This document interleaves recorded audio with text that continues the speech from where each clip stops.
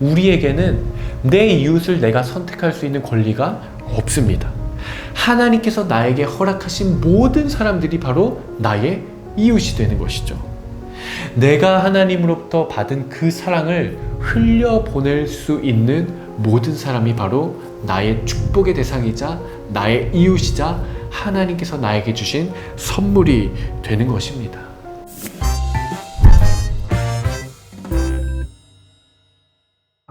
사랑하는 성도 여러분, 반갑습니다. 대학청년부를 섬기고 있는 김한국 전도사입니다. 2021년 여름방학 특강 선물이라는 주제로 여러분들과 함께 나누고 있는데요. 오늘 이 시간에도 하나님께서 저와 여러분들에게 특별한 은혜를 부어주시기를 소망합니다. 어떤 역사학자가 이런 이야기를 했습니다. 우리의 삶에서 역사가 되는 사건은 무수히 일어나는 사건들 중 우리가 의미를 부여하는 사건들이다.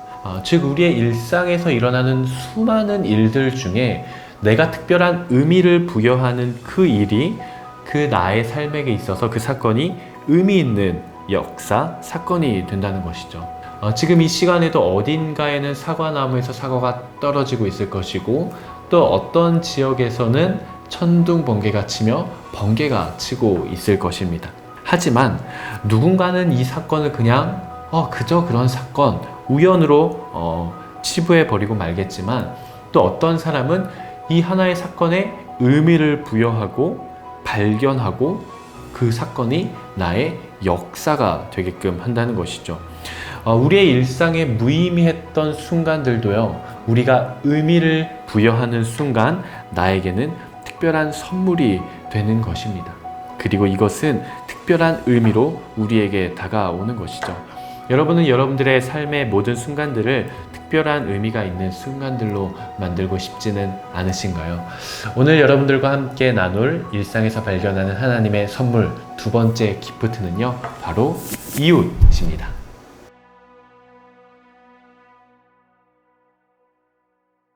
어떤 인류학자가 아프리카 한 부족의 아이들에게 이렇게 게임을 제안했습니다. 근처 나무에 아이들이 좋아하는 음식을 매달아 놓고 아이들에게 시작 신호와 함께 가장 먼저 달려간 사람이 그 나무에 음식을 이제 차지하는 게임인 것이죠. 그래서 이 인류학자가 시작! 이렇게 신호를 외쳤는데, 아니 글쎄 이 아프리카 부족의 아이들이 다 같이 손을 잡고 달려가는 것이 아니겠습니까? 그래서 이 어안이 벙벙해진 인류학자가 아이들에게 물었습니다. 아니, 한 명이 먼저 도착하면 이 음식을 다 차지할 수 있었을 텐데 어째서 다 함께 뛰어간 거지? 그러자 아이들이 이렇게 한 목소리로 대답을 합니다. 우분투, 이렇게 대답을 해요. 우분투. 다른 사람이 모두 슬픈데 어떻게 한 사람만 행복해질 수 있나요? 라고 질문을 합니다. 이 우분투는요, 반투족 언어로 네가 있기에 내가 있다 라는 뜻입니다. 이 우분투라는 말, 네가 있기에 내가 있다 라는 말은요, 넬슨 만델라 대통령이 자주 강조해 널리 알려지기 시작한 단어인데요. 우부라고 하는 단어는 접두사입니다. 그리고 은투라고 하는 단어는 사람이라는 뜻이에요. 그래서 이 우분투라는 뜻은 사람다움을 뜻하는 단어인 것이죠. 그러니까 결국 이 사람다움, 이 사람답다라는 것의 의미는 이웃이 있는, 그리고 이웃과 함께 더불어 누리는 행복이라고 할 수 있는 것이죠. 여러분, 어쩌면 우리의 일상을 가만히 들여다보면요, 나 혼자 살아가고 있지는 않습니다. 우리는 오늘 만난 내가 누군가, 나의 이웃과 함께 희노애락을 겪으며 살아가는 것이죠. 오늘 하루의 나의 스토리는 내가 누구를 만나서 무엇을 했느냐에 따라 규정이 될 수 있을 것 같습니다. 그렇다면 과연 이웃이 어떻게 하나님의 선물이 될 수 있을지 함께 살펴보기를 원합니다. 역사 속에서는 이웃에 대해 어떻게 생각을 했을까요? 아마 인류 역사상 가장 이웃에 대한 극명한 차이가 나타났던 시기는 로마가 통치하고 있었던 초대교회 시기가 아닐까 싶습니다. 영성 작가이자 교회 사가였던 이 제럴드 시처라는 사람은요, 회복력 있는 신앙이라는 책에서 초기 그리스도인들은 어떻게 세상을 변화시켰는가라는 질문을 던지고 그에 대해서 대답을 제시합니다.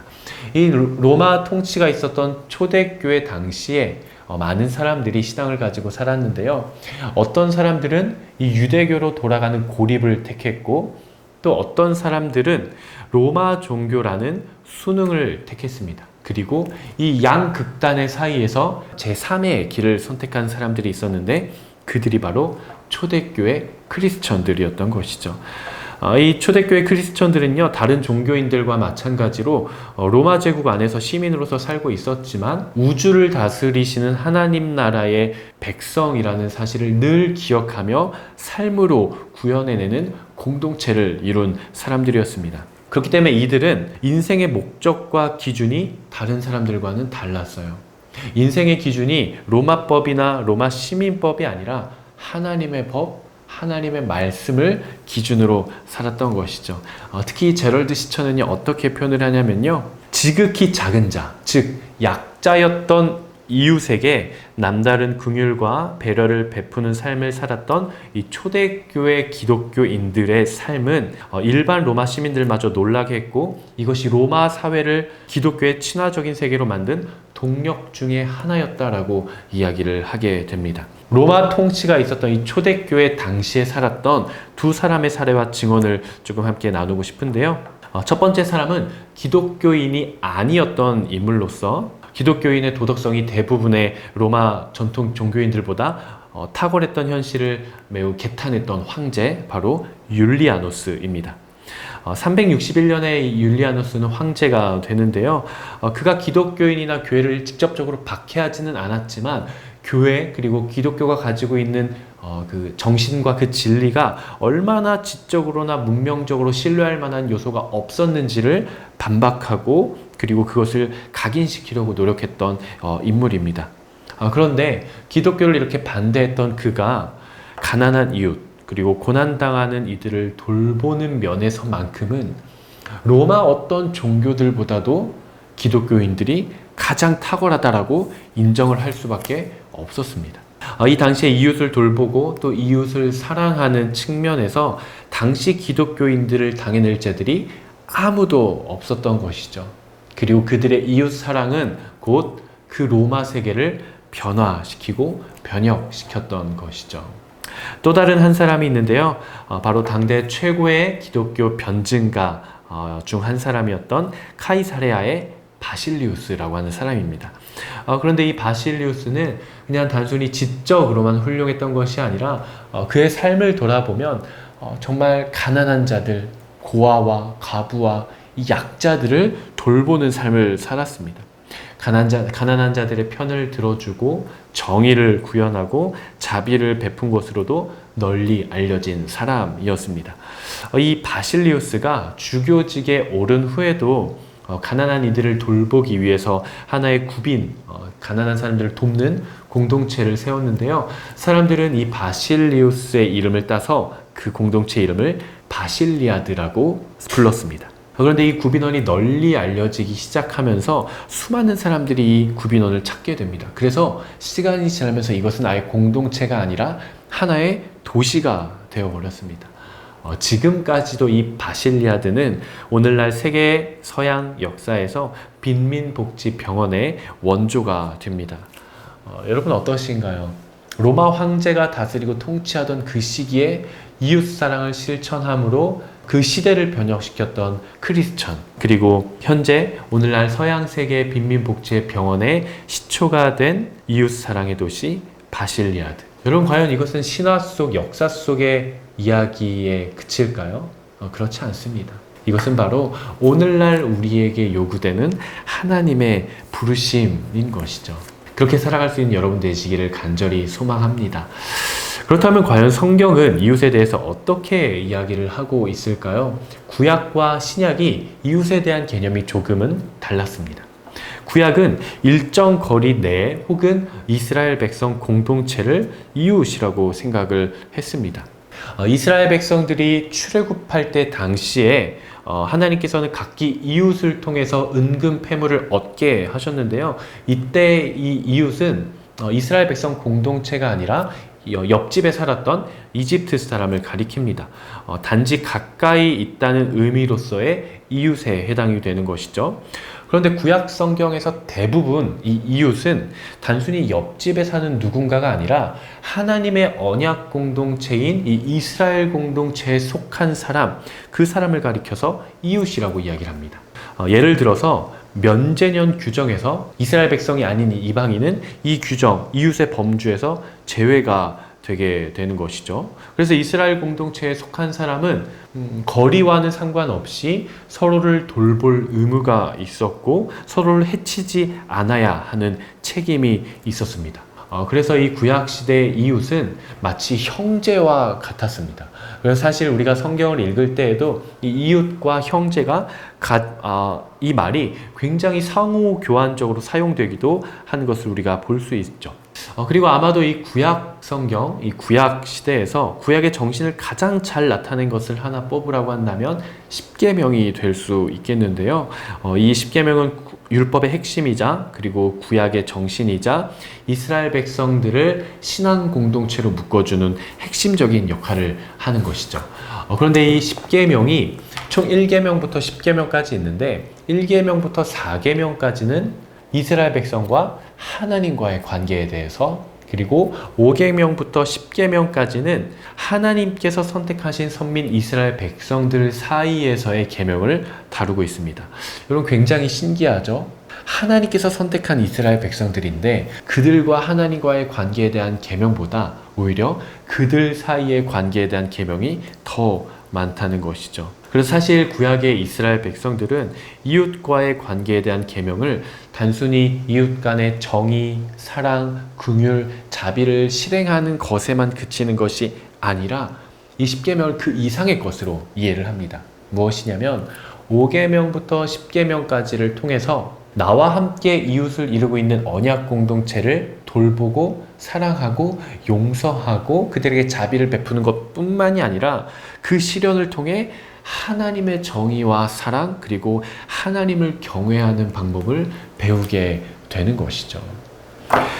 그렇다면 신약은 어떨까요? 신약 속에서의 이웃은 바로 모든 인류에 해당됩니다. 예수님께서는요, 구약에서의 이웃 개념을 신약 시대에 들어와서 완전히 바꾸셨습니다. 구약 시대의 인물이었던 이 모세는 간음하지 말라고 했지만 예수님께서는 여자를 보고 음욕을 품는 자마다 이미 간음했다고 말씀을 하시죠.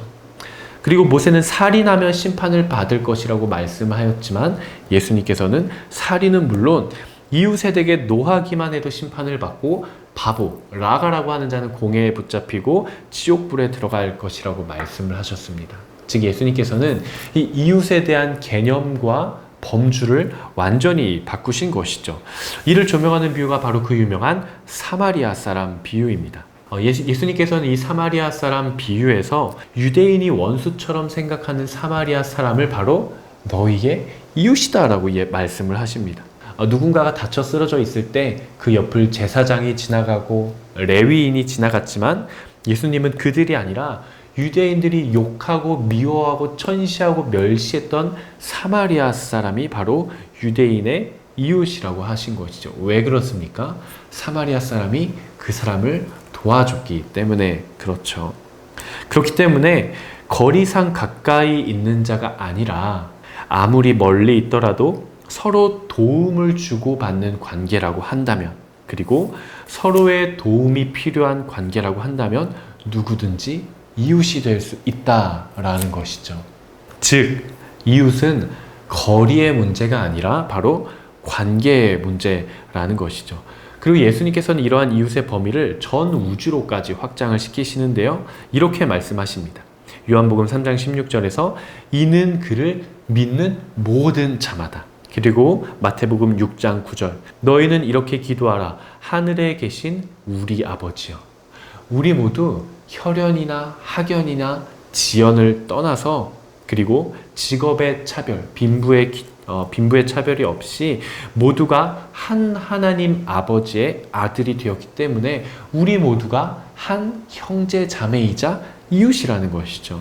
그래서 예수님께서는 혈통적으로나 민족적인 이웃을 넘어서 영적인 이웃을 말씀해 주신 것이죠. 그리고 예수님은 이렇게 말씀을 하십니다. 마태복음 25장 40절 말씀인데요. 내가 진실로 너희에게 이르노니 너희가 여기 내 형제 중에 지극히 작은 자 하나에게 한 것이 곧 내게 한 것이라. 그래서 예수님은 이웃의 우선순위를 이렇게 정하셨습니다. 첫째는 예수님을 믿는 작은 자 중 도움을 필요로 하는 사람이 바로 이웃이다. 그리고 두 번째로 예수님을 믿지 않더라도 나의 도움을 기다리고 있는 사람은 나의 이웃이다. 그리고 마지막 세 번째로 나와 가까이 있으며 함께 있는 사람이 내 이웃이다 라고 우선순위를 정하십니다. 예수님은 이렇게 말씀하시죠. 내 마음을 다하고 목숨을 다하고 뜻을 다하여 주 너의 하나님을 사랑하라 하셨으니 이것이 크고 첫째 되는 계명이요 둘째도 이와 같으니 내 이웃을 내 자신과 같이 사랑하라 하셨으니 이 두 계명이 온 율법과 선지자의 강령이니라. 아멘. 우리 다시 한번 사마리아 비유로 돌아가 보죠. 율법학자이자 지혜에 있던 교사였던 그가 예수님께 이렇게 질문을 합니다. 그렇다면 예수님, 선생이시여, 누가 내 이웃입니까? 그럼 수많은 사람들 중에 누가 내 이웃입니까? 라고 아주 잘못된 관점에서 질문을 합니다. 이에 대해 예수님께서 이렇게 질문하시죠. 오히려 질문을 하십니다. 그렇다면 누가 그의 이웃이 되겠느냐? 율법학자였던 그는 그렇다면 과연 누가 나의 이웃입니까? 라고 아주 잘못된 관점에서 누가 내 이웃인가에 대해서 집중했지만 예수님께서는 과연 내가 누구의 이웃이 되어줄 것인가에 대해서 질문하신 것이죠.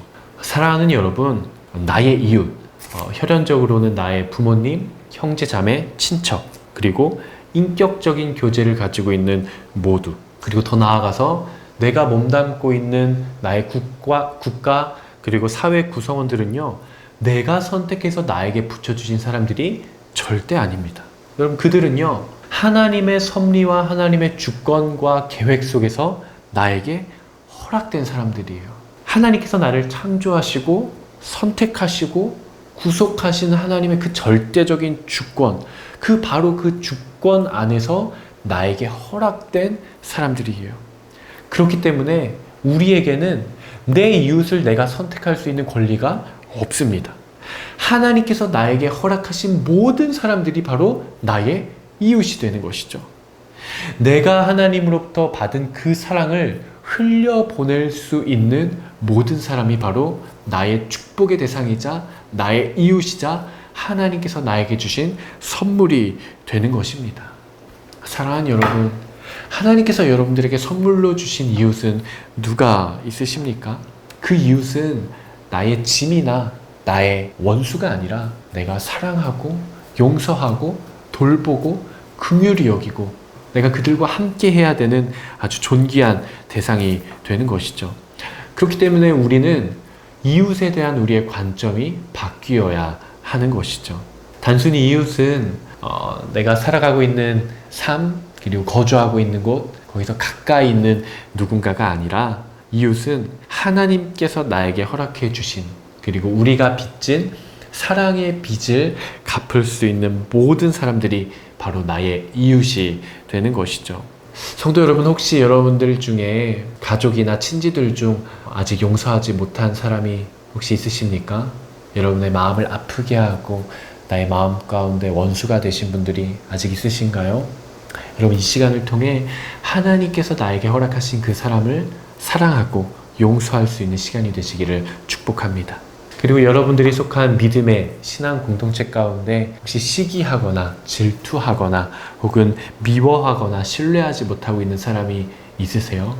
여러분, 그런데요, 믿음은 사랑과 용서의 실천입니다. 이번 시간을 통해서 하나님께서 나에게 신앙 공동체에 허락하신 그 이웃, 내 형제 자매를 사랑하고 용서할 수 있게 되는 시간이 되기를 주님의 이름으로 축복합니다. 하나님을 향한 믿음이 있고 사랑이 있다면요, 내 옆에 있는 이웃을 사랑하고 또 그를 향한 믿음이 있어야 하는 것이죠. 왜냐하면 예수님께서는 지극히 작은 자에게 한 것이 곧 내게 한 것이라고 말씀하셨기 때문입니다. 그리고 마지막으로 하나님께서 우리에게 주신 영원한 생명, 그리고 그 구원의 기쁜 소식을 하나님께서 허락하신 모든 사람들에게 전하는 그 대상이 모두 우리의 이웃이 되는 것이죠. 제가 청년 사역을 하고 있는데 어떤 청년이 이런 고백을 한 적이 있습니다. 전도사님, 하나님께서 나에게 만나게 하시는 직장이든 가족이든 길거리가 됐든 인간관계를 맺게 하신 모든 사람들이 마치 저에게 복음을 전하라고 주시는 하나님의 선물 같아요 라는 고백을 들은 적이 있습니다. 여러분, 너무 귀한 고백이죠. 우리가 이번 강의 앞부분에서 나누었듯이 한 사람의 삶에서 일어나는 역사는 내가 그 사건에 의미를 부여하기 시작할 때 그 사건이 나에게 역사가 되는 거예요. 하나님께서 여러분들에게 복음을 전하라고 보내주신, 그리고 허락해 주신 이웃은 누가 있습니까? 여러분, 우리가 전하는 그 복음의 사건, 그 작은 사건에 우리가 의미를 부여하고 그것의 의미가 되기 시작할 때 그것은 나의 역사가 될 것입니다. 그러한 역사가 무수히 많이 일어나는, 그래서 하나님께서 여러분들에게 허락하신 모든 이웃 가운데, 그리고 하나님께서 여러분들에게 보내주신 선물 가운데 정말 많은 구원의 역사가 일어나는 시간이 되기를 축복합니다. 시간 좀 마무리를 하려고 하는데요. 사랑하는 모든 성도 여러분, 하나님께서는요 우리를 복음의 빚진 자, 사랑의 빚진 자로 우리를 불러주셨습니다. 그리고 우리가 받은 이 빚을 갚을 수 있는 이웃을 우리에게 허락해 주셨어요.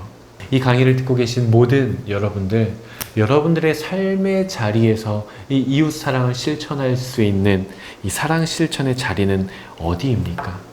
그리고 하나님께서 저와 여러분들에게 허락해 주신 이웃은 누가 있습니까?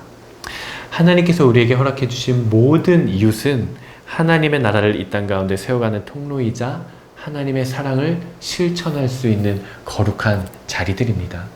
그렇게 하나님께서 우리에게 허락해 주신 선물, 그 이웃들 가운데 사랑을 실천하고 용서를 실천하고 그리고 또 복음을 전할 수 있는 귀한 통로가 되는 삶을 살아갈 수 있는 저 여러분 되시기를 주님의 이름으로 축복합니다. 오늘 우리의 암송 구절 말씀 함께 나누기를 원하는데요. 우리가 함께 나눌 암송 구절 말씀은 이것입니다. 새 계명을 너희에게 주노니 서로 사랑하라. 내가 너희를 사랑한 것 같이 너희도 서로 사랑하라. 요한복음 13장 34절 말씀. 아멘. 네, 일상에서 발견하는 하나님의 선물 더 기프트 2주차 강의는 여기서 마무리하도록 하겠습니다. 다음 주 마지막 3강으로 찾아뵙도록 하겠습니다. 감사합니다.